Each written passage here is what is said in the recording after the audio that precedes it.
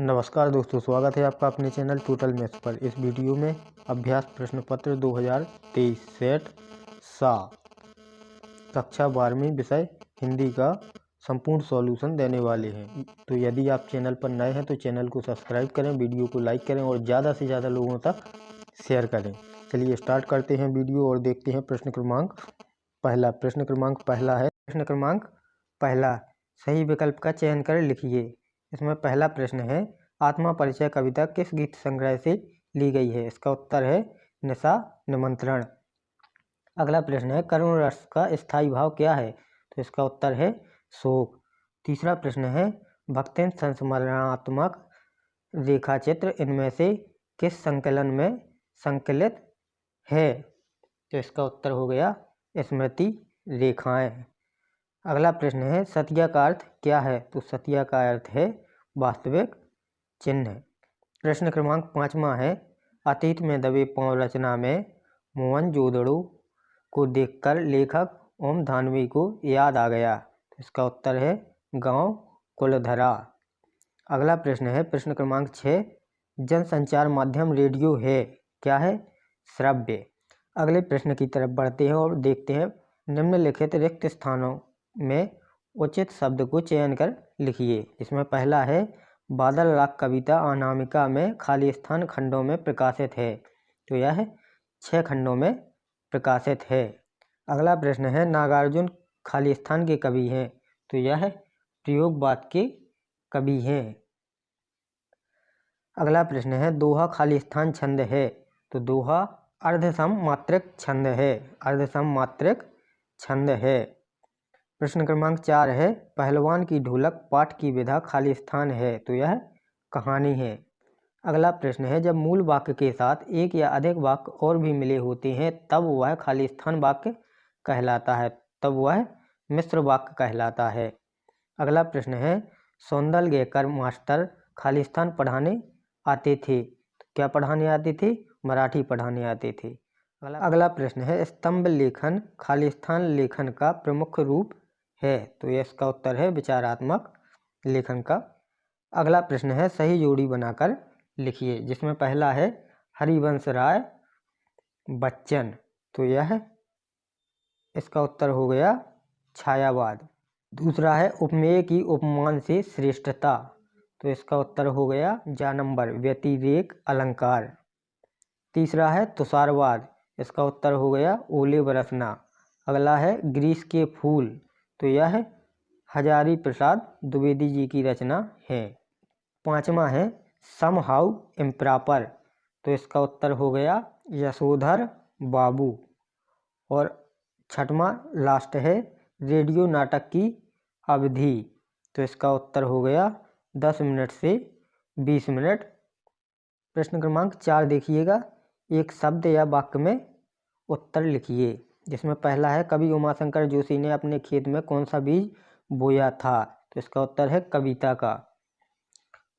इसके उत्तर आगे PDF form में दे भी दिए जाएंगे उत्तर पुस्तिका सहित, तो अभी आप सुन बस लीजिए, बाकी लिखित में आपको आगे दे दिए जाएंगे और बता दिए जाएंगे। दूसरा प्रश्न है, जान श्याम घन श्याम को नाच उठे बन मोर पंक्ति में कौन सा अलंकार है? तो इसमें कौन सा अलंकार है? भ्रांतिमान अलंकार। तीसरा है, आधुनिक युग की मीरा किसे कहा जाता है? तो महादेवी वर्मा। चौथा है, मेला आंचल के लेखक का नाम लिखिए। तो इसका उत्तर है फणेश्वर नाथ रेणु। अगला प्रश्न है, काठ की हांडी बार बार नहीं चढ़ती का अर्थ है? इसका उत्तर है छल कपट बार बार नहीं चलता। 6वां प्रश्न है, आनंद यादव का मन किस बात के लिए तड़पता था? तो इसका उत्तर है पाठशाला जाने के लिए। और लास्ट 7वां प्रश्न है, प्रदेश के किन्हीं 2 लोकप्रिय समाचार पत्रों के नाम लिखिए। तो इसका उत्तर हो गया खेल हलचल और मीणा पत्रिका।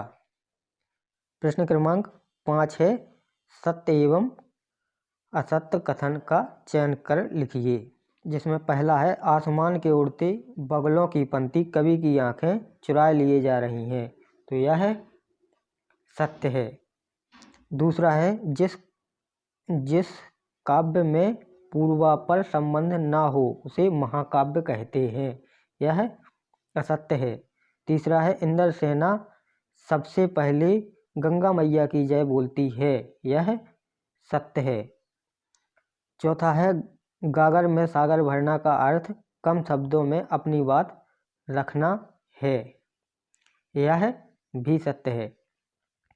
पांचवा है सिंधु घाटी सभ्यता में संतरे और अमरूद फल उगाए जाते हैं, यह असत्य है। और अंतिम है इंटरनेट अंतरक्रियात्मकता और सूचनाओं का विशाल भंडार है, यह सत्य है। प्रश्न क्रमांक 6 देख लीजिए, दो छायावादी कवियों के नाम व उनकी एक एक रचना। तो दोस्तों प्रश्नों को आप एक बार पढ़ लीजिए, इनके आप सीधे उत्तर बताने वाले हैं। तो प्रश्न क्रमांक 6, प्रश्न क्रमांक 7, प्रश्न क्रमांक 8 स्थायी भाव तथा संचारी भाव में दो अंतर, प्रश्न क्रमांक 9 माधुर्य गुण में कौन कौन से अलंकार होते हैं, प्रश्न क्रमांक 10 तो आपके पास प्रश्न पत्र पहले से उपलब्ध होगा। अब सीधे इन प्रश्नों के उत्तर की ओर चलते हैं। तो आप एक बार प्रश्नों पर नज़र डाल लीजिए और बढ़ते हैं। प्रश्न क्रमांक 20 है, प्रश्न क्रमांक 21, प्रश्न क्रमांक 22, प्रश्न क्रमांक 23। अब बढ़ते हैं सीधे उत्तर की तरफ। तो ये प्रश्न क्रमांक 1 के उत्तर बता भी दिए गए हैं और एक बार और देख लीजिए आप लोग। प्रश्न क्रमांक 1 का उत्तर, प्रश्न क्रमांक 2, प्रश्न क्रमांक 3 के उत्तर देख लीजिए आप, सही जोड़ी है ये। और इससे आगे प्रश्न क्रमांक 4, इनके भी उत्तर आप लोग देख लीजिए। इसके आगे प्रश्न क्रमांक 5 के उत्तर देखिए आप। प्रश्न क्रमांक 5 के उत्तर पहला सत्य, दूसरा सत्य, तीसरा सत्य, चौथा सत्य, पांचवा सत्य और छठवां भी सत्य। प्रश्न क्रमांक 6 से बढ़ते हैं आप प्रश्न क्रमांक 6 का उत्तर, जिसमें पहला है जयशंकर प्रसाद, इनकी रचना है कामायनी। और दूसरा है सुमित्रानंदन पंत, इनकी रचना है वीणा। प्रश्न क्रमांक 7 उत्तर देखिएगा आप, मैं एक बार पढ़ के सुना देता हूँ तो आप लोगों को परेशानी नहीं होगी। कवि ने छोटे चौकोन खेत को कागज का पन्ना इसलिए कहा क्योंकि कवि कर्म को किसान के कर्म जैसा बताना चाहता है। प्रश्न क्रमांक 8 का उत्तर, तो प्रश्न क्रमांक 8 में था स्थायी भाव और संचारी भाव में अंतर। तो देखिए स्थायी भाव और संचारी भाव, स्थायी भाव की संख्या 10 होती है, संचारी भावों की संख्या 33 होती है। दूसरा अंतर है ये संचारी भाव के अंग नहीं है और स्थायी भाव संचारी भाव के अंग है। तो यह प्रश्न क्रमांक 8 का उत्तर हो गया। प्रश्न क्रमांक 9 में 9 का अथवा वाला किया है यहाँ, तो इसमें पहला है दोहा छंद और दूसरा है चौपाई छंद।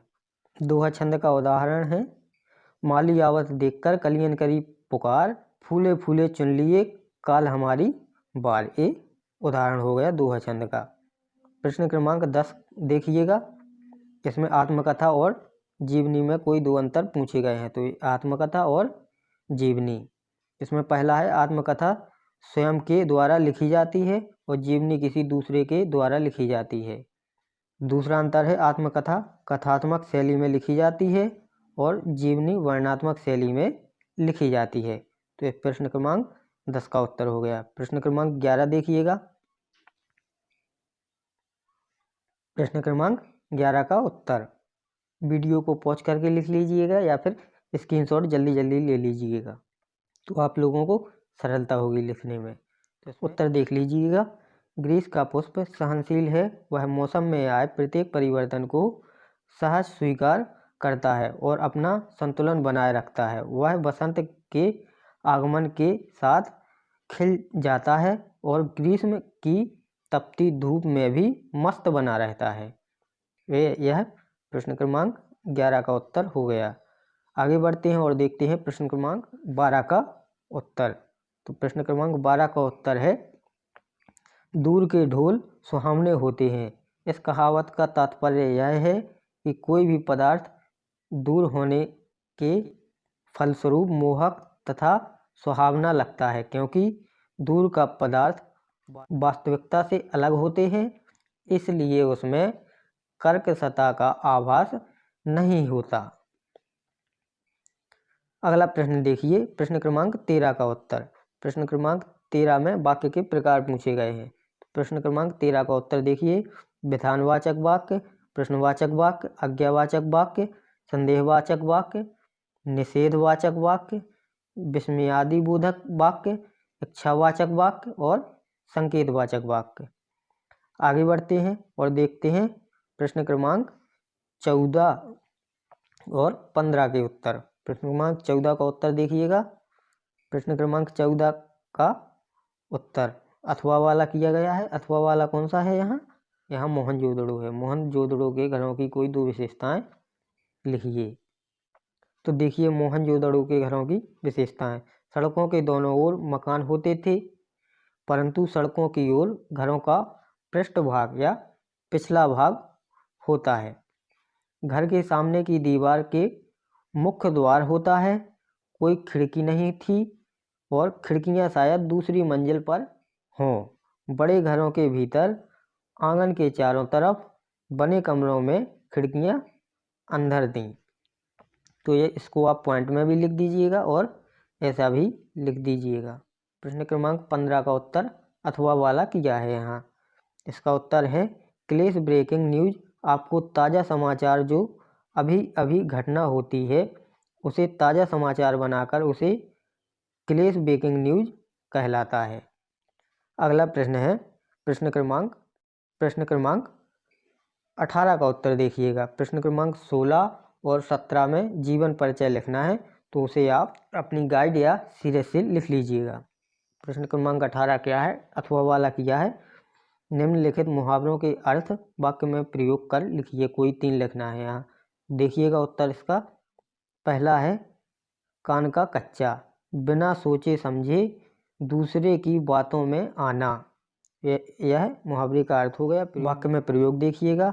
अर्जुन अभिषेक को कुछ गलत करने को कहता है तो अभिषेक कर देता है, वह कान का कच्चा हो गया। दूसरा देखिएगा, कालाक्षर भैंस बराबर, अशिक्षित होना इसका अर्थ हो गया। प्रयोग देखिए, मोहन की पत्नी तो कालाक्षर भैंस बराबर है। तीसरा है मैदान मार लेना, इसका अर्थ है विजय श्री प्राप्त करना। प्रयोग देखिएगा, क्रिकेट मैच में भारत ने मैदान मार लिया। प्रश्न क्रमांक 19वां है। देखिएगा प्रश्न क्रमांक 19 का उत्तर देखिएगा। प्रश्न आप प्रश्न पत्र में पढ़ लीजिएगा। इसमें पहला है, उत्तर का पहला पॉइंट है अनुशासन का महत्व। दूसरा पॉइंट है जीवन और अनुशासन दोनों में घनिष्ठ संवाद। तीसरा है जीवन की सफलता का रहस्य अनुशासन में निहित। अगला प्रश्न है प्रश्न क्रमांक 20 का उत्तर। तो देखिएगा इसमें संदर्भ प्रसंग सहित व्याख्या लिखनी है। तो संदर्भ देखिएगा। संदर्भ देखिए, प्रस्तुत पंक्तियाँ हमारी पाठ्य पुस्तक आरोह भाग में संकलित कविता आत्म परिचय से अद्भुत की गई हैं। इसके रचयिता प्रसिद्ध कवि हरिवंश राय बच्चन जी हैं। प्रसंग देखिएगा, प्रस्तुत पंक्तियों में कवि जीवन जीने की शैली बताता है तथा किसी प्रकार जग जीवन के बोझ के बावजूद उसका जीवन प्रेम से भरपूर है, इसका वर्णन किया गया है। व्याख्या देख लीजिएगा। कवि कहता है कि मैं संसार में जीवन का बोझ उठाकर घूमता रहता हूँ, अर्थात कवि के जीवन में अनंत उत्तरदायित्व एवं जिम्मेदारियाँ हैं। अर्थात कवि के जीवन में सजग एवं सचेत रहकर वह उसका निर्वहन भी करता है। इसके बावजूद कवि का जीवन दूसरों के लिए स्नेह से भरपूर है, अर्थात जीवन की समस्याएं होने के बावजूद कवि के जीवन स्नेह है। तो यह इसकी व्याख्या हो गई। तो दोस्तों कैसी लगी वीडियो कमेंट करके ज़रूर बताएं। वीडियो अच्छी लगी हो तो वीडियो को लाइक करें, ज़्यादा से ज़्यादा लोगों तक शेयर करें, चैनल को सब्सक्राइब करें और बेल आइकन प्रेस करें ताकि आने वाली हर एक वीडियो का नोटिफिकेशन आपके पास सबसे पहले पहुंचे।